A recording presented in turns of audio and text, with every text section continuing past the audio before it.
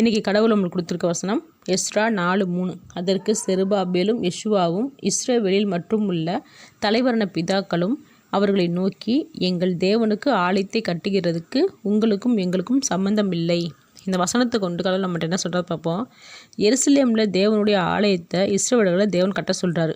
அப்போ யூதாக்கும் பென்யமீனுக்கும் இருந்த பகையாளிகள் தேவாலயத்தை கட்ட விடக்கூடாதுன்னு தந்திரமாக யோசனை பண்ணி இஸ்ரவேலர்கிட்ட, நாங்களும் சேர்ந்து தேவனுக்கு ஆலயத்தை கட்டுறோம், உங்களைப் போல நாங்கள் உங்கள் தேவனை தான் நாடுவோம்னு சொல்கிறாங்க. அப்போ செருபாபேலும் யெஷுவாவும் சுதாரித்து, உங்களுக்கும் எங்களுக்கும் எந்த சம்மந்தமும் இல்லை, அப்படி இருக்கும்போது நாங்களே இந்த ஆலயத்தை கட்டுவோம், இதில் நீங்கள் தலையிட வேண்டாம்னு சொல்கிறாங்க. இங்கே செருபாபேலும் யெஷுவாவும் இஸ்ரவேலர்களும் ஆலயத்தை கட்டுறதுக்கு இன்னும் அதிகமான ஆட்கள் கிடைச்சா சீக்கிரம் கட்டி முடிக்கலாம்னு நினைக்கல. அதே போல் நமக்கும் வேலை சிரமம் இல்லாமல் இருக்கும்னு நினைக்கல. தேவன் எங்களுக்கு செய்ய சொன்ன வேலையை நாங்கள் தான் செய்யணும்னு சொல்கிறாங்க.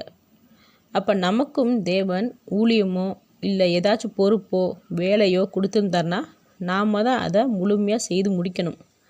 நம்மளுடைய சோம்பேறித்தனத்தினாலேயோ இல்லை சிரமமாக இருக்குதுன்னு நினச்சோ இல்லை சீக்கிரம் முடிக்கணும்னு மற்றவங்ககிட்ட அந்த வேலையை கொடுக்கும்போது 2 விஷயம் நடக்கும்.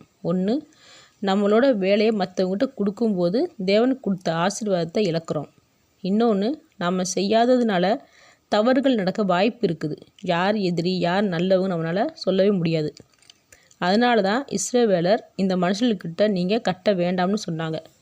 அப்போது தேவன் நமக்குன்னு நம்ம நம்பி கொடுத்த வேலை ஊழியம் எந்த காரியமானாலும் அதுக்கு நாம் தான் பொறுப்பு. அதை நாம் தான் நல்லபடியாக செய்து முடிக்கணும். அடுத்தவங்ககிட்ட நம்ம கொடுக்கக்கூடாது. ஆமீன்.